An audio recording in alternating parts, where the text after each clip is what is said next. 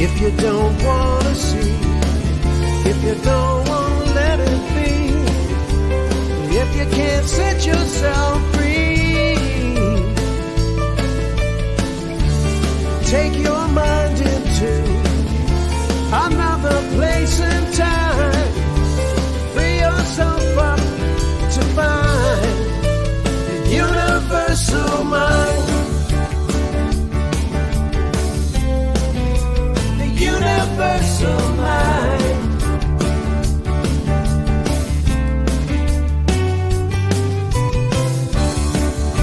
The universal mind.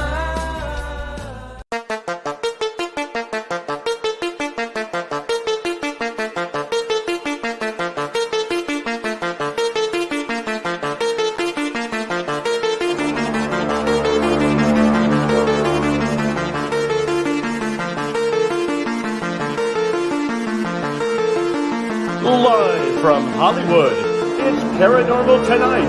I'm Mark Summers, and now, here's your host, Dan Harary.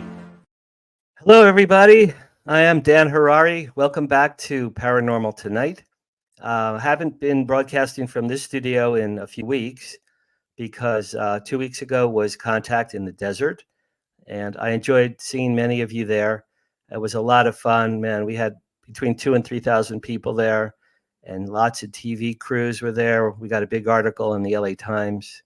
It was very rewarding. It was a lot of fun for me. I got to do a panel, and I gave a lecture, and I ran the media room. So I was a busy little beaver at Contact in the Desert. But for those of you who I met there, I've made a lot of new friends, and I look forward to seeing you guys there next year. Again, hopefully we'll all be there again next year. Also, my new book, My Paranormal Life, just came out the other day. Here it is right here. Black and white cover. It's on Amazon. These are my ghost stories, poltergeists, angelic voices, spirit guides, UFOs, and all the weird and wacky things that have happened to me since the age of 5. And I dedicate this book to my mother. On page 1, it says, "To my mother, Joan, who believes not one of the stories in this book. My mother thinks I'm a lunatic. Doesn't believe me, and she's still alive. God bless my mother." Also, Monday's my birthday. I'll be 68 on Monday, and next week, as a birthday present, I have another book coming out next week called Five, F-I-V-E, 5, like the number 5, if I could spell English. It's about a serial killer named Fievel from the 1870s Europe, who gets reincarnated 100 years later, becomes the biggest pop music star in the world. Oh, that's very sweet. That's very sweet. So I'll be 68 Monday. And also Wednesday, next Wednesday, I will be on George Noory. I will be on Coast to Coast live with George Noory, talking about my 2 new books, My Paranormal Life and 5, and the Hollywood Disclosure Alliance. So I have a lot of things happening. We have a very, very special guest tonight, a dear friend of mine, someone I met within the past year, and we've become good friends. She and her husband are my friends now, and I'm honored that we are friends. So here we go. Dania Ramirez is a talented and versatile actress who has become a highly sought-after performer for film and television. Born in the Dominican Republic, Dania would reenact telenovelas for her family as a young child. I think that's hilarious. She was discovered by a modeling scout when she was 15 and was offered a small role in a soda commercial. Later, she decided to study acting, and she studied at the Actors Workshop in New York City. At 16, Dania entered Montclair State University in my hometown of New Jersey, and there her volleyball talents were widely recognized. She's a killer volleyball player. After that, she moved to LA. She's had remarkable success in the TV industry, certainly. Her TV credits include roles in Heroes, Entourage, and a little show you may have heard of called The Sopranos. Most recently, she's played Amy on the network series Sweet Tooth, Gretel on the CBS All-Access show Tell Me a Story, and Cinderella on an ABC show that my daughter Anjali loves called Once Upon a Time. Dania's film credits include roles in She Hate Me, X-Men The Last Stand, Lycan, Off the Menu, and Jumanji, Welcome to the Jungle. just to name a few. For the last 2 years, she's been starring as Captain Nikki Batista opposite Scott Kahn on Fox TV's crime drama Alert Missing Persons Unit. That show is now airing its second season. I believe it was just renewed for a third season. So congratulations to Dania for that. Dania is a founding member of the Hollywood Disclosure Alliance. When we first met back in November, she told me she's had some personal paranormal experiences, and that's why I couldn't wait to have her on my show. And here we go tonight. I'm really looking forward to this race. Let's bring in the one and only Dania Ramirez. There she is. Look at you. Hi.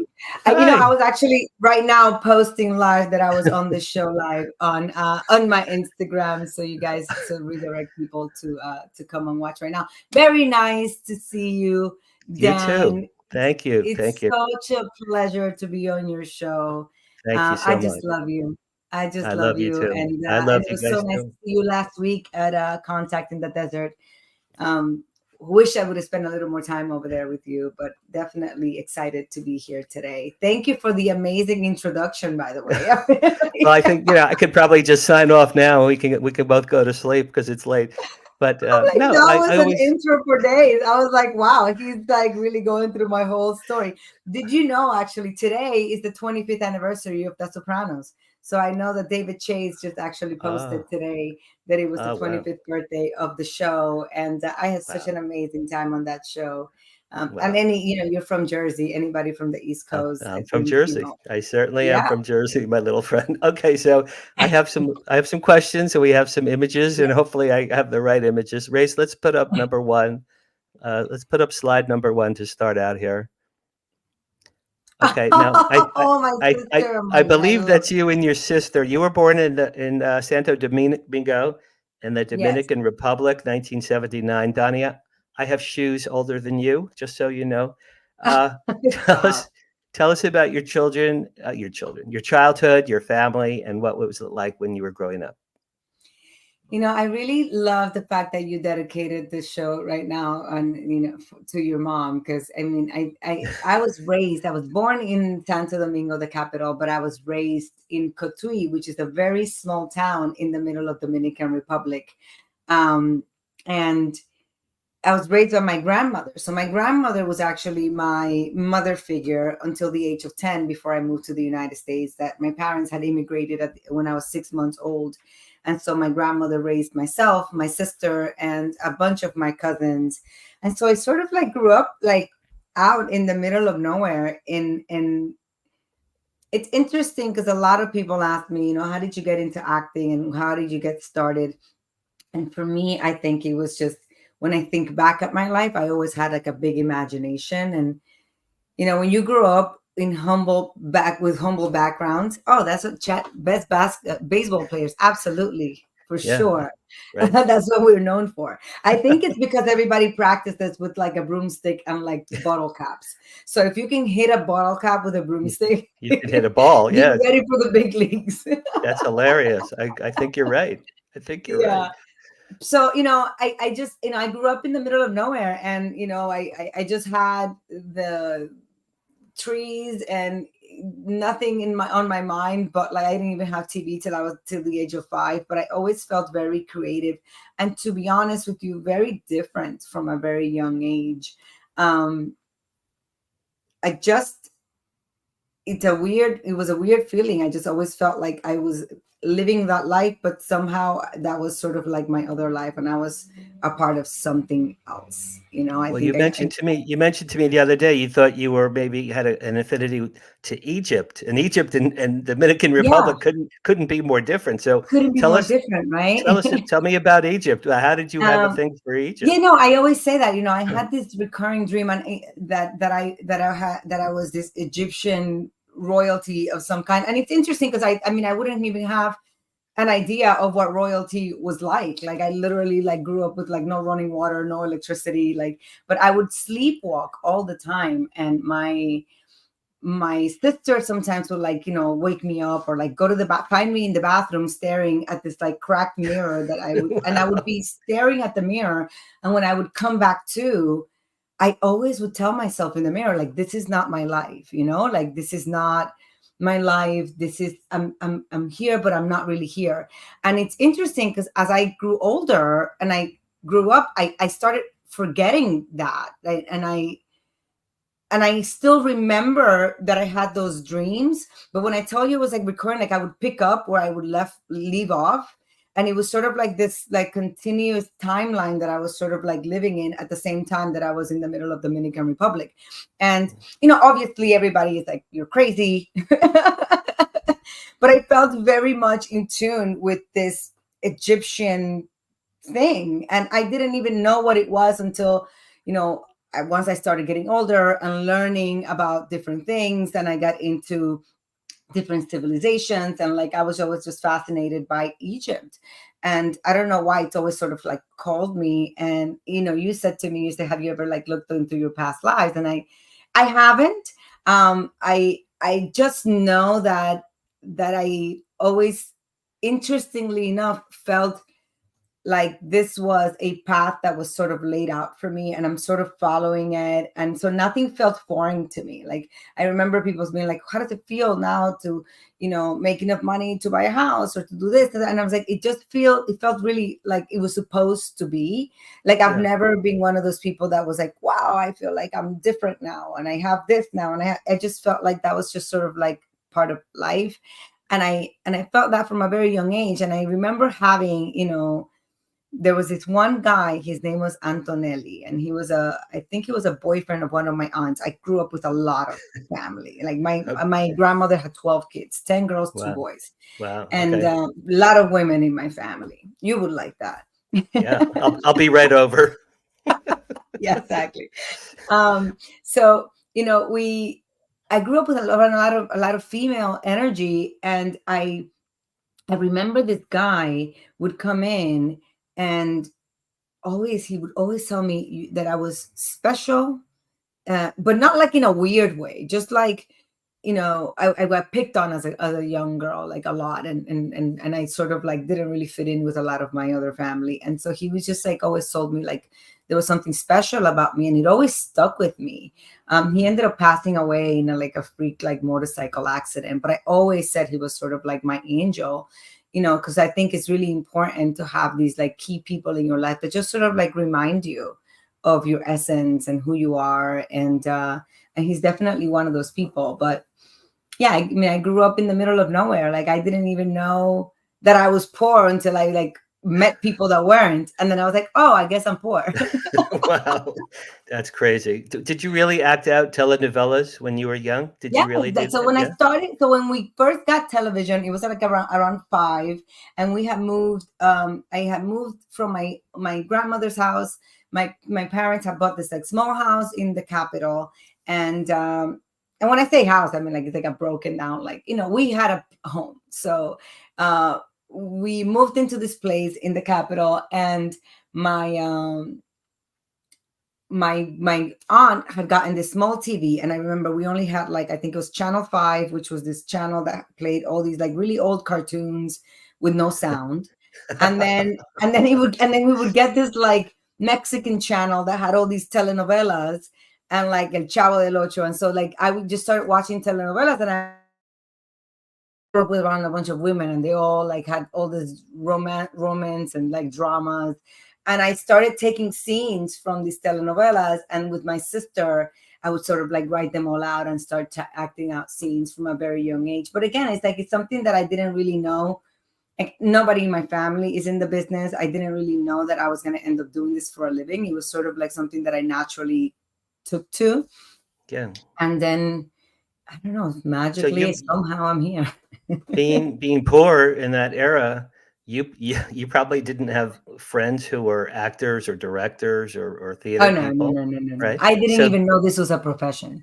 Yeah. So you stumbled into this very organically. You followed a calling that led you to where you are now. But I really believe in my heart that I am guided, and I am guided by the universe, and I'm always taken care of. And even though I have had many moments in my life, in my career, that have felt very challenging, I always feel like, and maybe this is why I've always gotten to where I'm at, because I have this positive attitude about like what everything happens for a reason, and somehow it's going to benefit me. There's going to be abundance that comes into my life if I just find a way to be okay with it. I mean, obviously that's how I feel today. That's not how I felt back then, or how I felt before in my life when things bad have happened to me. I was always been a fighter, so I've always, had to figure my way. My parents, though, when I was, I moved to the States when I was almost 10 to finally live with my parents. And my parents were very old school. So they were very much against us Americanizing ourselves. Like in Dominican Republic, I was Giselle. My grandmother called me Giselle. That's my middle name. A lot of people Oh, don't know that, actually. okay. And then when I I'm gonna moved call here, you. I'm gonna call you Giselle now. you can call me Giselle. It always warms my heart because that's like really who I am. People from back east call me Daniel or Danny. I haven't been Daniel or Danny in 50 years, but it depends where you're from. Is what people call No, you. that's my dad's name is Daniel. Oh yeah. Oh, And that's sweet. the reason why my name is Dania is because he really wanted a Oh, boy, like really so bad. And so you and I have the same name, essentially. pretty I much didn't. It never occurred to me, but yeah. That's we're the same very person. very cool. Race, can we see slide number 2? I think you'll like this one, Di. Slide number 2, please. Okay. Oh my You, gosh. so you are, I don't know if you still are, but you were a kick-ass volleyball player.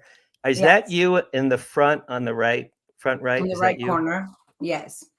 Okay. So tell us about how much you love volleyball.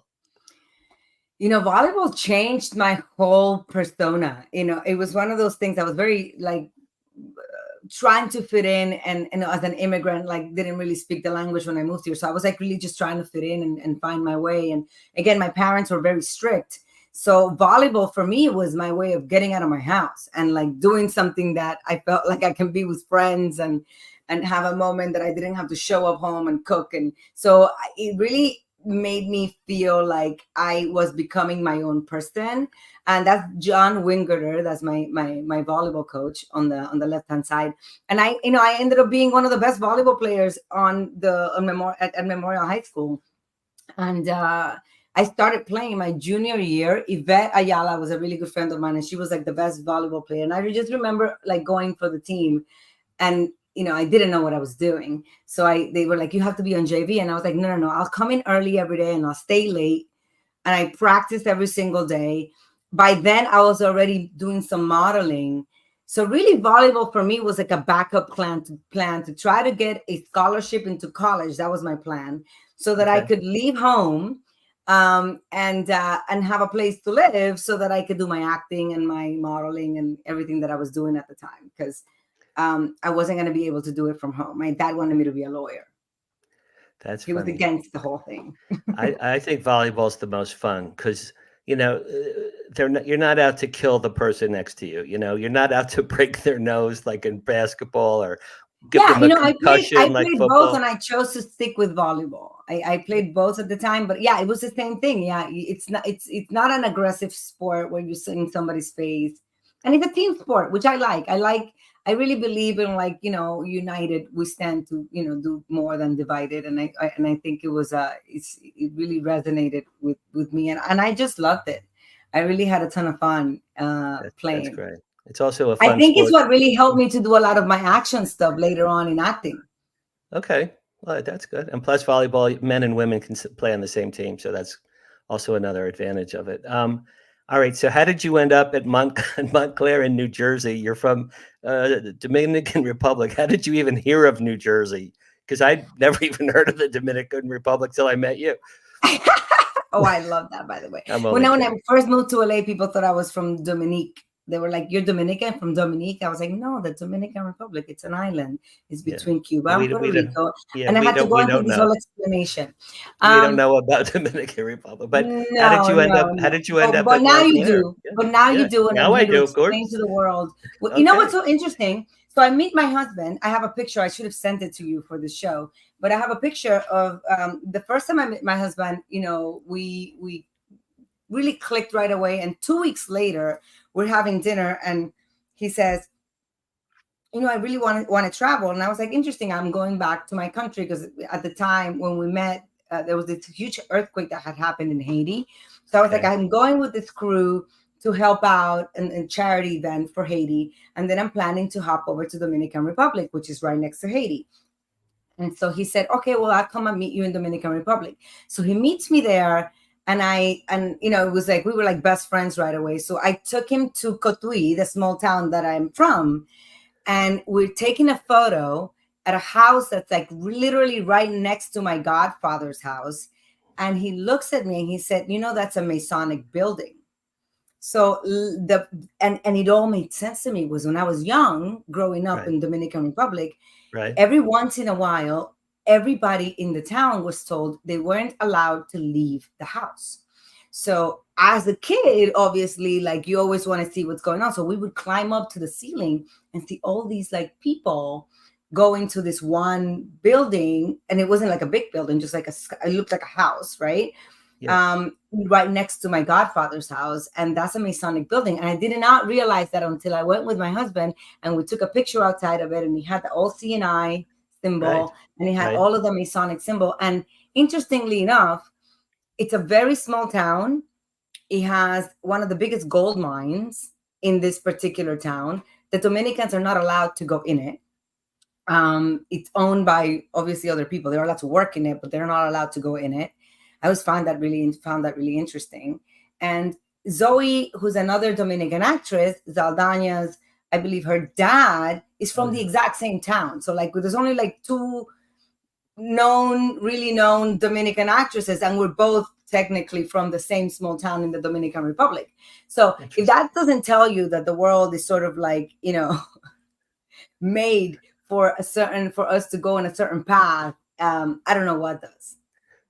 Did you know her? Did you know Zoe Saldana? I do. I know her. We have hung out, spent time together. Our families have hung out in the Dominican Republic, and had a ton of fun. She has twins as well. That's right. You have twins. Race, did you have a question? Dan, you want to know how I discovered the Dominican Republic? You have a crush on Dania Ramirez? How?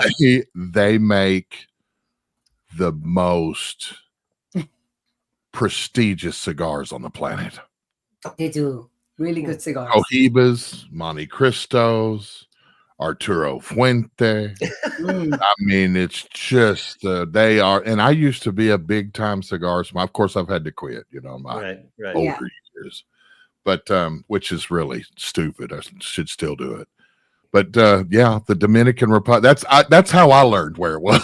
That's how I learned about it, Dan. So don't feel bad. Okay. So between cigars and Dania Ramirez, and now I know all cigars about and me. And you know what? They shot a lot of scenes from The Godfather in the old city in the Dominican Republic. You know what's crazy? My father was an extra in one of the scenes of The Godfather. The original Godfather? Yeah. That's cool. Yeah. That's cool. I didn't even know that till much later, obviously. Like once I was already working, he was able to tell me he actually was an extra on That's funny. on Actually, The Godfather. When I was at Contact, and you were there recently, but you were only there for a short time, I was there with my friend Lisa Puzo Strickland. She's on the board of directors for Hollywood Disclosure Alliance. Her uncle was Mario Puzo, who wrote The Godfather. Oh, and wow. Had you been around, you and Bev had been around longer, I was going to introduce you to Lisa that day, and you could have discussed. I know. It was such a shame. We were there. We were so excited. We showed up. And then finally, the day that we ended up going, my son got that stomach virus. And then everybody got it. It was so annoying. I know. I'm so sorry that not annoying that he got it, and knowing that, it was just all happened out of nowhere. And so, because we really could have hung out me and Bev could have hung out with Lisa. It would have been a lot of fun that night. Believe it or not, we have to take a break. It's been 25 already. Let's take a break. Pace and Bill show some commercials. We'll come back with Dania Ramirez right after this. While most near-death experiencers return to this plane of existence with alluring tales of their time spent in the presence of the divine, what happens when one crosses the veil into the afterlife, into the void? In the new book, Dying to Meet Them, Mindy Toutfest describes her journey to the afterlife after a devastating aneurysm, how a strange turn of events would lead her to spiritual growth, divine healing, UFO experiences, and a greater understanding of the universe. Get your copy of Dying to Meet Them today at Amazon.com or visit unxmedia.com for more information on this book and more amazing selections from UnX Media Publishing at unxmedia.com. Hey, UFO conference enthusiasts. We've got another great event for you in 2024. The Saucers and Aliens Kansas UFO Day in Dimension G is being held in the UFO capital of Kansas, Geneseo, on July 6th. This is a fun festival in the middle of nowhere. There will be a parade, decorated yards, costumes, vendors, speakers, and a showing of the movie The Day the Earth Stood Still. Appropriately, an 8-foot-tall statue of Gort and a statue of Plateau will be dedicated. This will be the only museum in the U.S. with these custom-made statues. If you'd like to donate to the statue project or attend the event, visit GeneseoMuseum.com. That's GENESEO Museum.com. Be sure to bring your camera when you attend the event. That's GeneseoMuseum.com.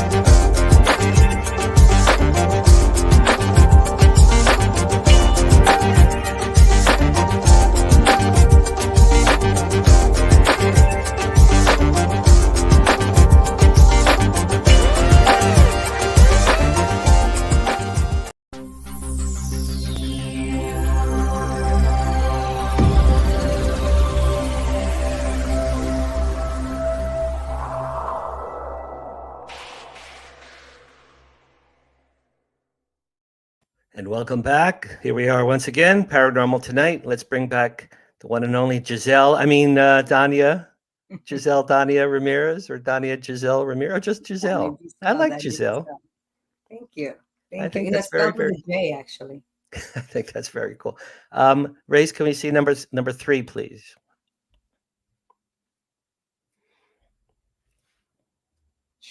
All right, so this is your show, Alert Missing Persons Unit, 2nd season. You co-star with Scott Kahn. What's he like? And tell us about the show. Well, the show, when I signed on to do it, it was written by John Eisendrath, and Jamie Foxx produced it. And it was a very interesting conversation, when we first had the conversation about me joining. I was coming out of doing Sweet Tooth, and I was in LA for maybe 2.5 weeks. Had a conversation with the creators, and we just had an idea of really wanting to create this really dominant, strong female character that was also very nurturing and very caring.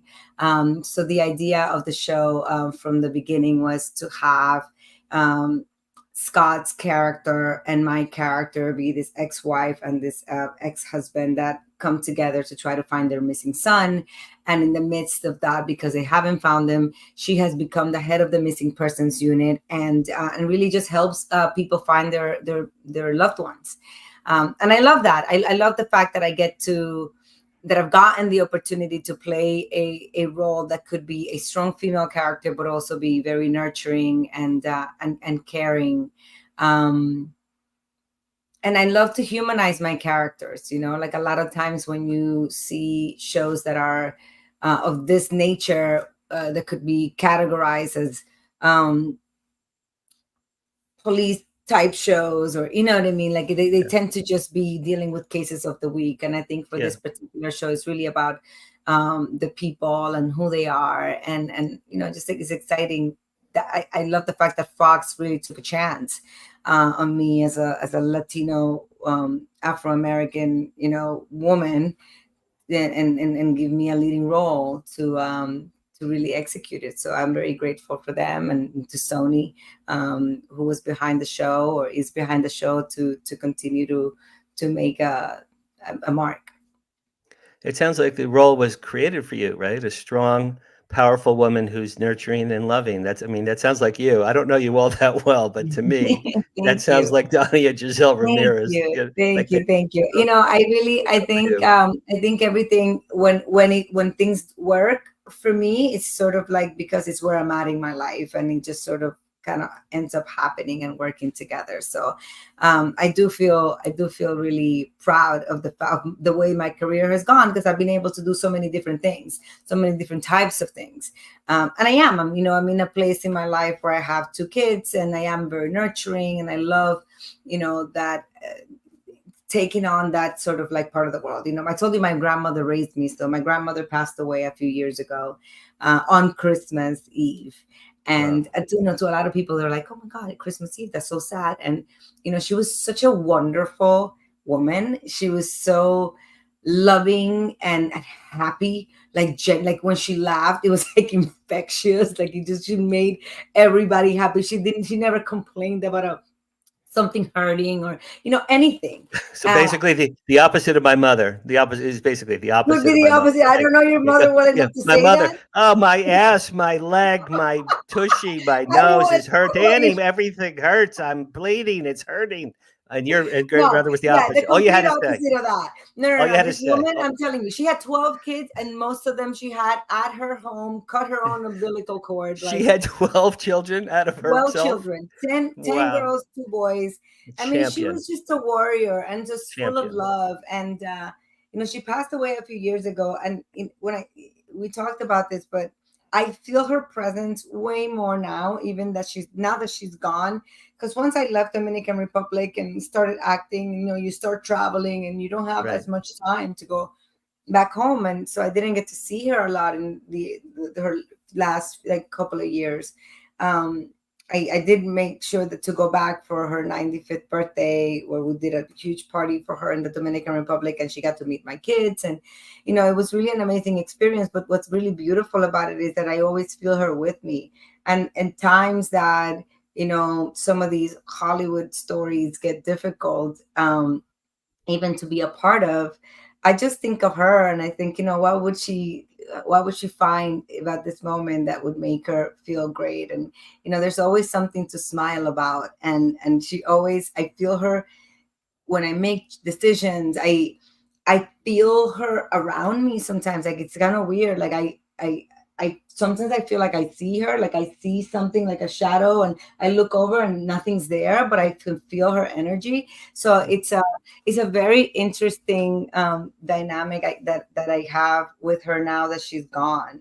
And I love doing your show because of that, because I get to talk about all of this, these kinds of different experiences that I don't, when you have different interviews with different people, you're like promoting a show, you're promoting a movie. And, this is like a space that I feel really comfortable in, because I get to really express. And I've told you that since we met, I've always felt very comfortable with you to share moments like this. Like that time, I think I was telling you about the time that I was walking with my husband down Hollywood Boulevard.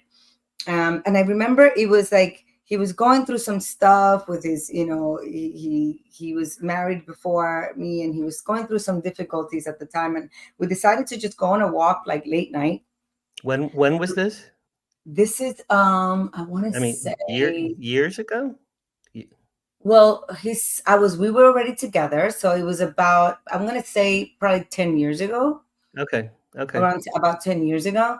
So we started walking down Hollywood Boulevard, and then we just all of a sudden we looked at each other, and I was like, "Did you see that?" And he looked at me. He's like, "Did you see that?" And I was like, I saw that. I thought I was the only one that saw it. And we saw these orbs, like like a neon, almost like light, like a light, sort of like come out of the ground and sort of like hover over San Vicente. So it was like Sunset Boulevard and San Vicente. We're crossing the street, and it was really late at night, so nobody's like really around. And we see this thing sort of like hovering there, and then it just kind of like goes around us, and we keep walking, and then it goes right back into the ground. And it's so interesting because for me, I've never been nervous or scared around anything that's supernatural. Supernatural. I've always felt very comfortable.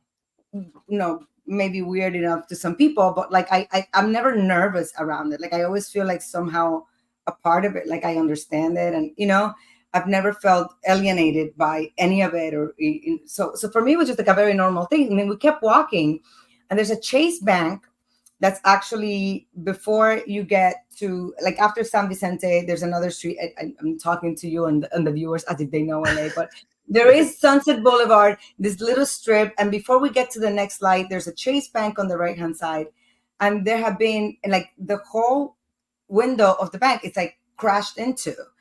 And we asked this random person, we said, "What happened?" They said something happened, like a car just lost control and like went into the bank, and there was like a massive accident, or like out of nowhere. And then we read the next day something about it, and yeah, sure enough, there was like somebody was saying like they lost control of the car, they saw something, and they just crashed into. Was that the same night that you and Bev saw that orb? The same night you saw the orb. Same night. So maybe they were driving. Someone was driving and maybe crossed the path, and they tried not to hit it, and they hit the bank instead. Right? I mean, I never spoke to them, but I just found it really interesting that it was the same night that we saw it. Then we saw this like massive thing. It was like closed down, and somebody had gone through the window almost of the Chase Bank in the corner. So that's crazy. I mean, I think it's all related. Again, like all these things have always sort of like happened in my life where I see things, and I find it very much like I find myself to be very comfortable with it, which only leads me to believe that somehow I've been in contact, but I just don't have any recollection, to be honest, of anything specific other than these moments like that. Like I've seen orbs in the sky, but they go and they disappear. Well, you told me the other day you and Bev were on a vacation, and you're relaxing, and you saw some lights in the sky. Tell me about that story. Yeah, so we were. This is about 3 years ago. We, I think it was around Father's Day. Also, like we were down in Terranea. So the Terranea is in California, and they have like a golf. My husband loves to golf, so we were having dinner at the restaurant at the bottom. And we're both just sitting out having dinner, and we just looked up at the sky. We always look up. Like, and I know that it sounds interesting to you or you get it because you. Well, I've seen four you.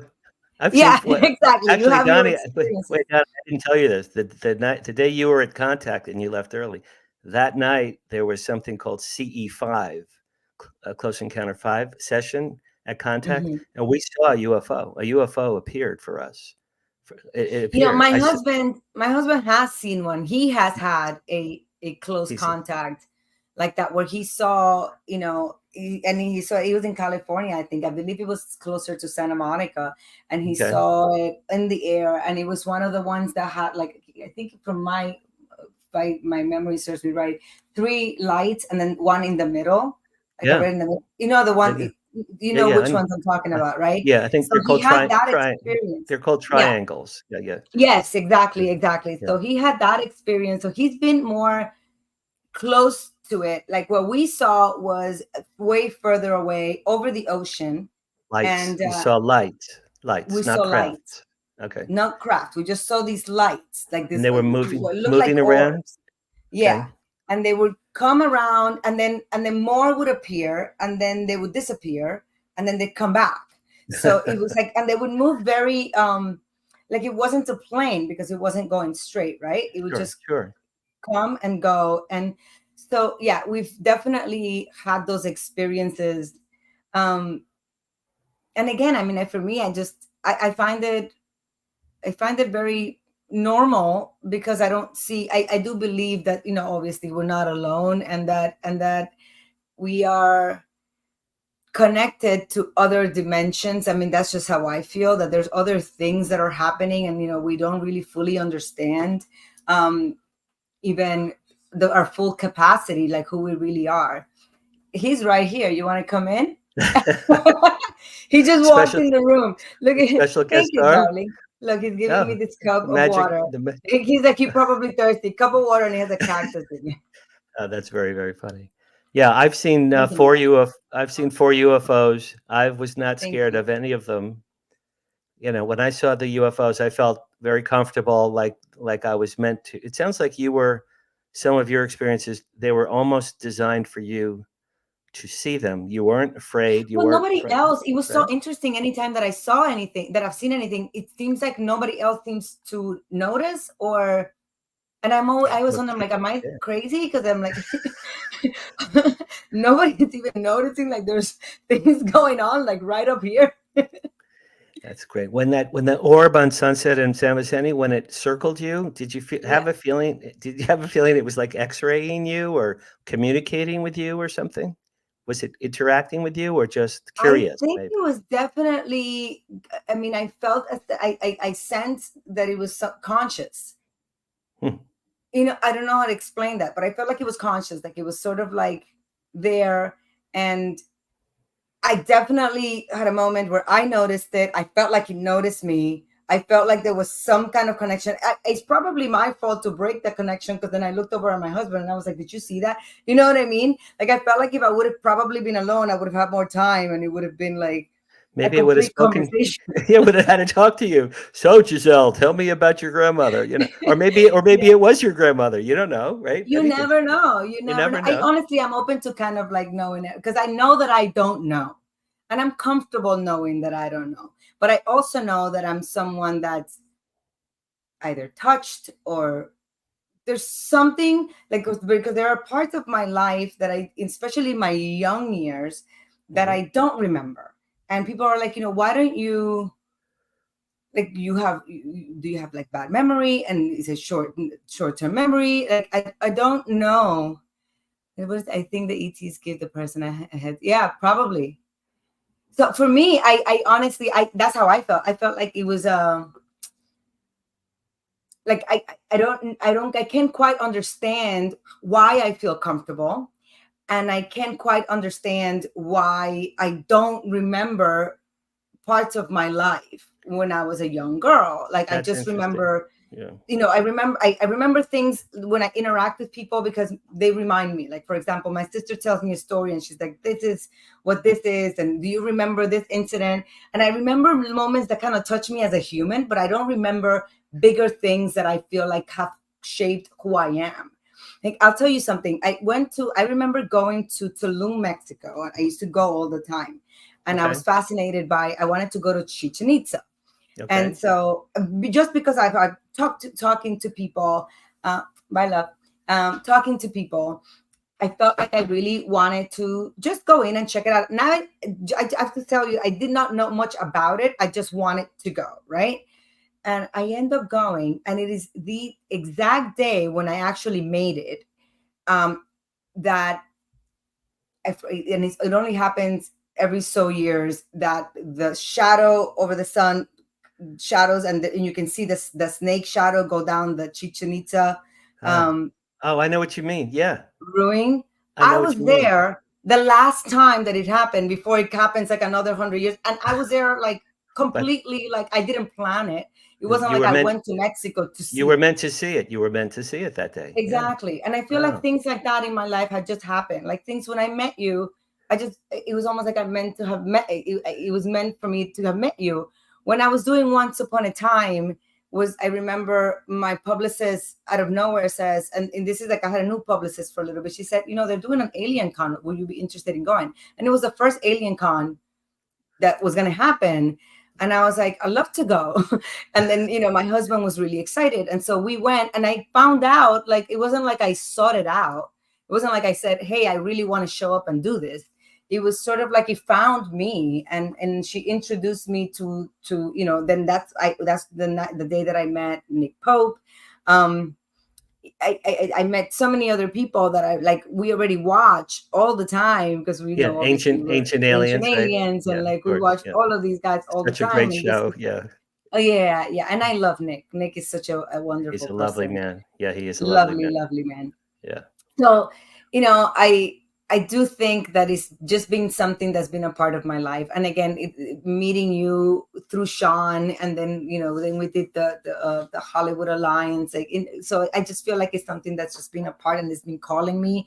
And I feel like at this point in my life, I feel like a messenger. So that's why I wanted to become part of the Hollywood Disclosure Alliance, because I do think that people have real stories, that we don't have to make things so fantastical in order for people to watch them. That I feel like these stories, the more raw and the more authentic and real that you tell them, the more people could get used to this being something that's natural and normal, rather than feel affected or, scared by it. And I think that the world is in a place of like, we want information, but we want it to be in the most authentic way. Because all we want to do is understand it, or be aware of it in a way that it doesn't make us fearful. What do you think about that? Well, that's exactly right. Actually, speaking of the night we met, I have a picture. Race number 5, please. Do you remember that night? So that's the night we met. I love this picture. I love this picture too. So that's you, me, my daughter is in the front there. Bev, your husband's right behind you. The owners of Contact in the Desert on the left. Earl from MUFON, Sean West, our friend Paul Hynek. I mean, this is like the who's who of ufology. And we met at Musso and Frank. I have the honor of being their publicist for many, many years. And that's the night we met, Dania. And you and I sat next to each other, and we were telling each other these crazy, wacky stories.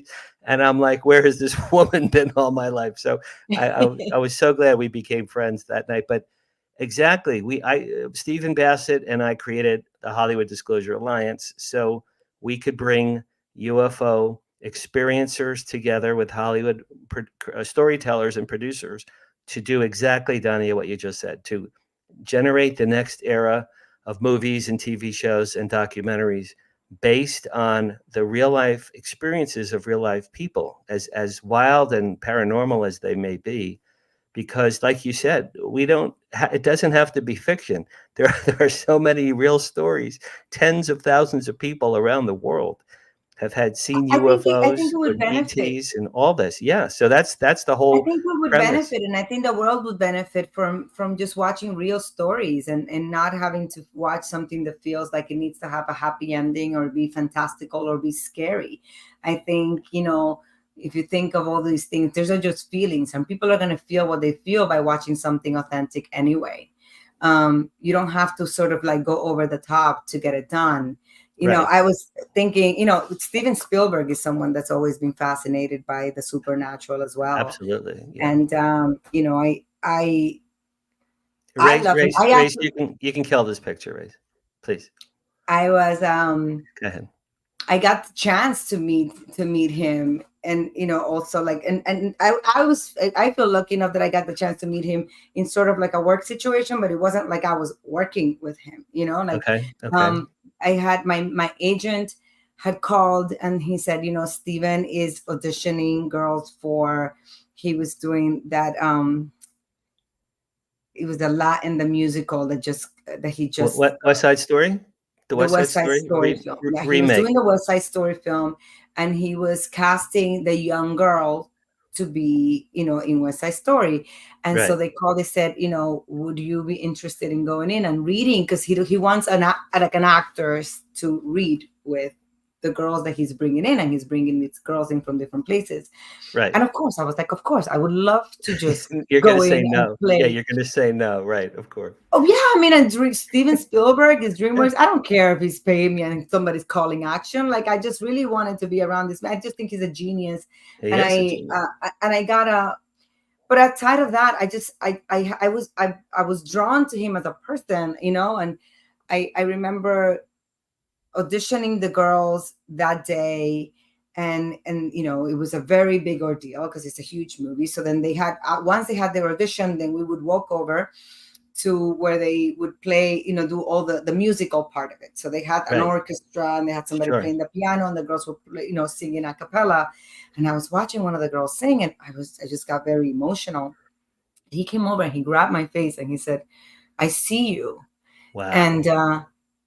And I was like, it felt like, and it wasn't like I see you, I want to put you in my movie. It was like, I see you. And I just felt so touched by it that I almost rather have had that moment with him. As a human being. It was a human moment. Yeah, it was a human moment.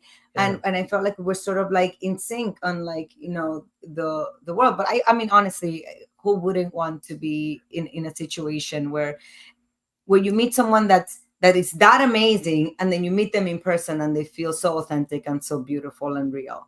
Because that's not the case a lot of the times in this business. You meet people and you're like, oh, you have this idea of who they can be, and then you meet them and you're like, oh, not interested. Gotcha. I understand that. You know, but maybe we can get Steven Spielberg to do one of these movies. Well, tell one of these stories. I've reached out to him to join our group many times. His lawyer said, thank you, he's busy. I met Steven in 2010. I have a funny story about Steven Spielberg. Yours was very sweet and touchy, and mine is kind of silly. Steven's mother, Steven's late mother, was a very little woman. In fact, he based E.T. on her. She was like 4'7". She was a tiny little person in real life. She owned a restaurant, Dania. She owned a restaurant a block from my house here in Beverly Hills, a block from my house. So every year for years and years and years, when my mother would come visit me here in LA from New Jersey, we would go eat lunch with Steven Spielberg's mother. My mother and I had lunch with Spielberg's mother many times, right? What? At this little, it's around the corner. It's still there, but she passed away. So when I met Steven in 2010 at a press conference at Universal City. And it was him and Arnold Schwarzenegger. They were rededicating the back lot at Universal. The back lot had been destroyed by a fire, and then it was rebuilt. And then he and Schwarzenegger were there. Now, Schwarzenegger was the governor at the time. There was tons and tons of press, Dania, tons and tons of press. And I'm part of the media. I'm part of the PR, red carpet, millions of camera crews. And everyone that day, for whatever reason, Arnold, over here, Governor, Arnold. Everybody wanted Arnold. Steven Spielberg was standing alone in a corner by himself in the dark. And I'm looking, I'm like, okay, Arnold, okay, this is Steven Spielberg. And there's Dania, no one was talking to Steven Spielberg. And everyone was going crazy for Arnold. I went up to Steven. I said, Steven, my name is Dan.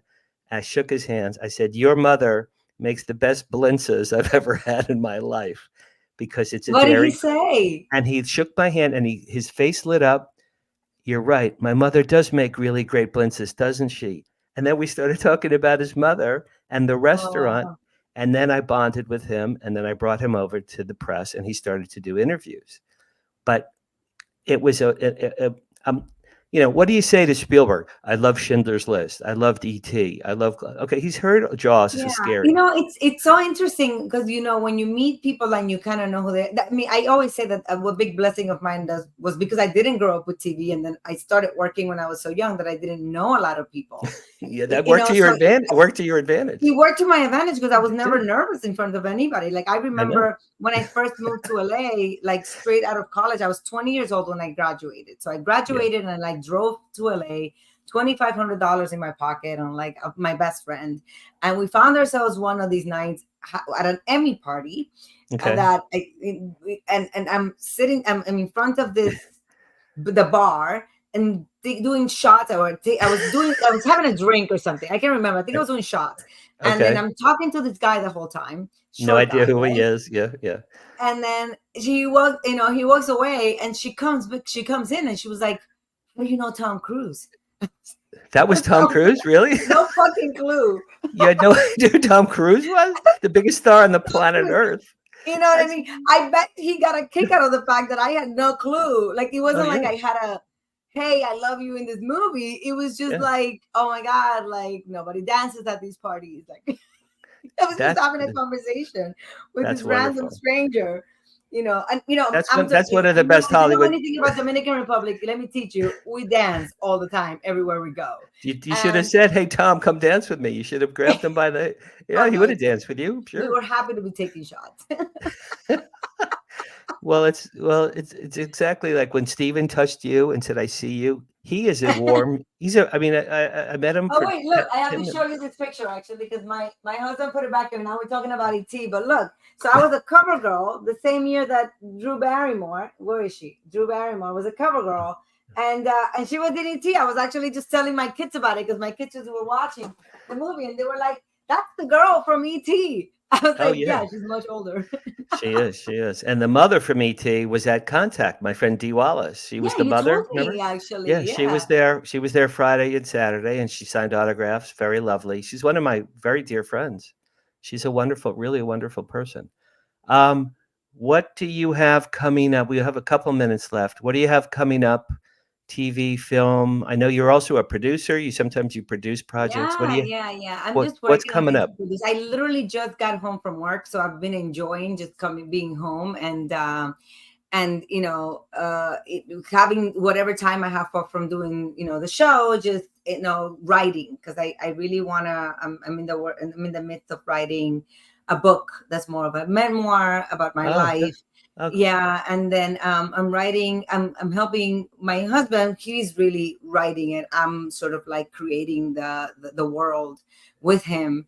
A book that deals with time travel, and it's more of a fantasy adventure book, very Shakespearean in a way. So we're thinking of doing that as a trilogy. So I'm working on that, cool. And music. So. Whenever I have some time off, I've been in the studio making some music, and do you sing? Are you a singer? I rap in Spanish. Okay, I didn't know that. So that's cool. That's very cool. Okay, I told you. I mean, I'm very in tune with I do feel like I'm a messenger, and I believe in frequency and connecting with people on a different level. It's people say ETs communicate through your subconscious.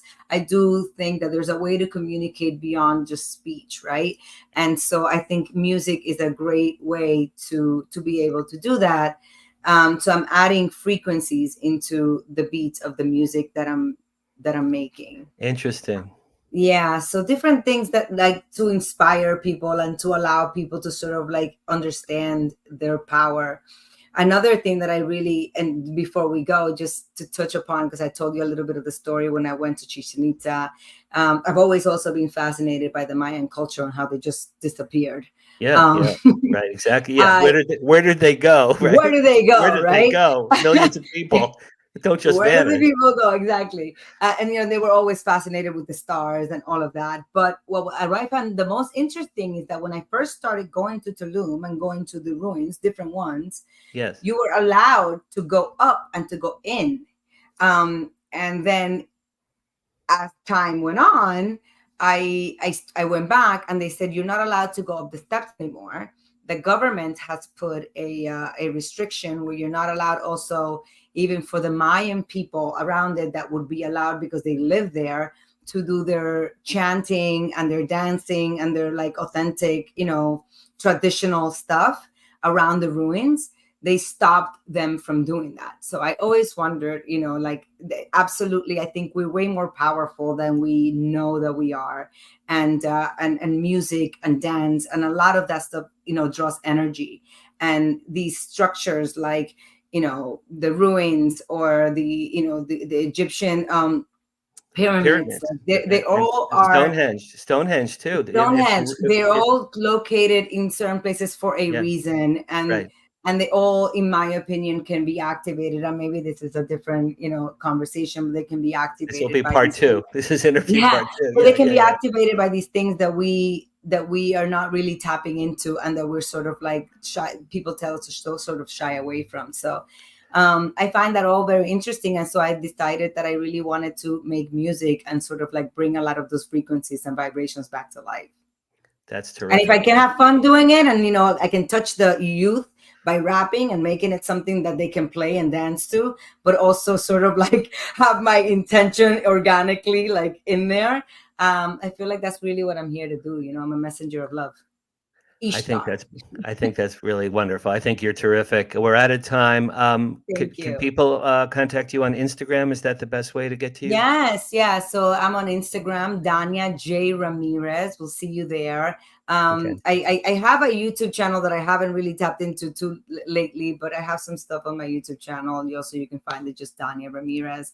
But everything, my Instagram, my X or Twitter, or however you want to call it. Yeah, we're Twitter at X this or X point, Twitter. It's Or all Dania J Ramirez. My fan page on Facebook is Dania J Ramirez. But I'm usually, what I try to do is go on Instagram, because there's so many different avenues for things that I try to go there, and then they sort of like bleed into all the other, my social handles. So I love to see you guys. Come join me, come follow the journey there. And thank you, Dan, for having me. Well, It's thank you always nice so to much. see your face. You're my favorite messenger of love. I have to tell you, you're wonderful. Give my love to Bev and your children. I hope to meet your children someday. Thank you for doing this for me. Everyone, lovely Dania Ramirez, and we're both members of the Hollywood Disclosure Alliance, so check us out, hollywooddisclosurealliance.org. You can read about me, danhararyauthor.com. I have my new books are coming out next week. I'll have 5 books altogether. Next week, I have film director Steve Kozdansky. He is a visual effects artist, and he is involved with Day of the Dead. So we're going to talk about zombies next week, Donna. You don't want to miss my zombie show a week from tonight. I'll be there. That 5 is my number. I have it tattooed on myself. Is that right? Yes, well, that's the name of my book. I'm gonna next time I see you, I'm gonna give you an autographed copy. It's called 5, F-I-V-E. I swear to God. I love it. I love Thank you, Dania. I love you. Thanks everyone. I'll see you next week on Paranormal Namaste. Tonight. Have a nice week, everybody. Bye bye.